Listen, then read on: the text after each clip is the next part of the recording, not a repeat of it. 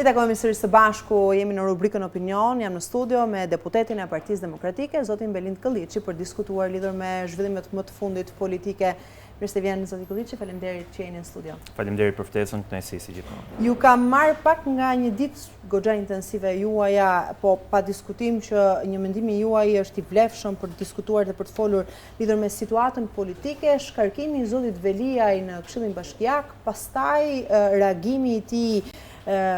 ankimimi në gjykatën kushtetuese lidhur me shkarkimin, ankimimi për dekretin e presidentit teksa caktoi datën 9 nëntor 2025 si ditën kur do të mund të votohet në Tiranë, po edhe në 5 bashkitë e tjera, dy paditë zotit Veliaj. Si e shikon këtë qëndrim të tij dhe e quan një luftë, ka nisur një luftë politike me zotit Rama, zotit Veliaj i përfshirë tani më edhe presidenti i Republikës? Harruat edhe një detaj që është shumë i rëndësishëm. Fakt dhe rekursin në gjykatën e lartë për ndryshimin e masës sigurisë për Veliajin, ku në fakt ai vendosi një precedent jashtëzakonisht të rrallë në Shqipëri, ku brenda një harku kohore për 24 orësh pati dy qëndrime të kundërta. Pra, në rekursin që çoi në gjykatën e lartë e njihte dekretin e presidentit për shkarkimin e tij dhe kërkoi që të ndrohet masa e sigurisë nga arresti me burg në një masë më të lehtë për shkak se nuk është më kryetar bashkie dhe është i shkarkuar dhe për këtë arsye ai nuk mundet të prish më provat dhe befas 24 orë pa u bërë 24 orë nga kjo deklaratë me shkrim, ai shkon dhe ankimon dekretin e presidentit Begaj si një dekret antikushtetues që në fakt dhe në gjykimin tim është antikushtetues, pasi presidenti i Republikës ka hequr dorë nga funksioni i tij, është thjesht një noter i qeverisë. Do t'i bëja thirrje publike edhe kryeministrit që është lodhur me ministrën Diella të Inteligjencës Artificiale. Pa diskutim mundet t'i shkonte për shtat presidentit të Republikës ky pozicion, se do ta bënte më mirë se sa presidenti aktual që kemi, dhe nuk do të kishte asnjë ndryshim. Kështu që thën këtë, nëse vet ish kreu i Bashkisë Tiranë do të ishte në një betejë politike apo do të kishte patur mundësinë t'i bënte një shërbim të mirë qytetit Tiranës, në këtë situatë ku ai ndodhet, ku pa diskutim do duhet fliste për aferat më të mëdha korruptive në këtë qytet, në kryeqytetin e Shqipërisë, që në fakt kanë iniciatorë Edi Ramën, do duhet ta kishte bërë me kohë dhe kam përshtypjen që tash nuk ka më as kohë për ta bërë, sepse represioni i kryeministrit ndaj tij, që është i paprecedent për asnjë bashkëpunëtor tjetër të Ramës, është i jashtëzakonshëm. Nga ana tjetër nuk është se këtë po e them me keqardhje, sepse sigurisht çdo kush meriton atë gjellë që ka gatuar vet. I tillë ka qenë profili politik i Veliajt.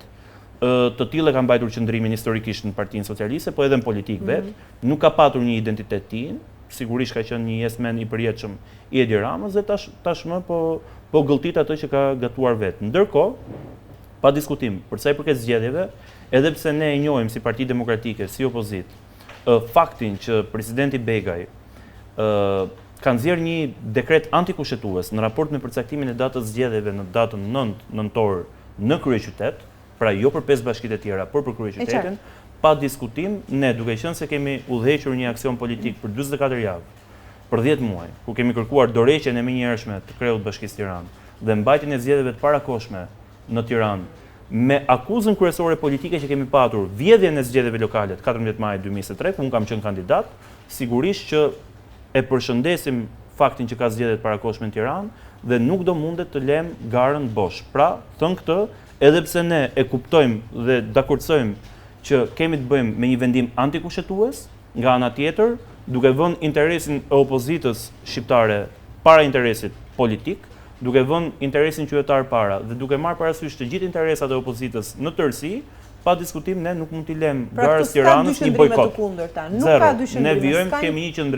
kemi një qëndrim, në Tiranë do duhet kishte zgjedhje parakohshme, do duhet largohej kreu i Bashkisë Tiranë. Ky tashmë është fakt dhe në momentin e parë që ka zgjedhje, që është data 9, ne do të kemi kandidaturën tonë, që ju keni parë edhe këto ditë, zhvillimet, emrat, që asnjë nga emrat që keni parë, dua ta them këtë edhe për publikun, nuk është një emër zyrtar.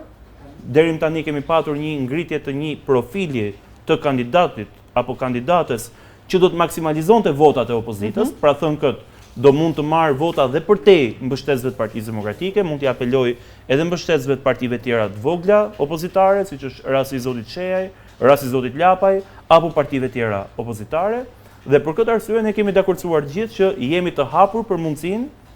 që të kemi një kandidaturë që mund të vijë dhe nga shoqëria civile, edhe nga aktivizmi publik, edhe që mund të bëj bashk edhe më shumë votues dhe zonë grip për tej votuesve të Partisë Demokratike. Po lini të kuptohet pra po flasim për identikitin. E qartë, përpos këtyre tre emrave mund të dalin në dritë një tjetër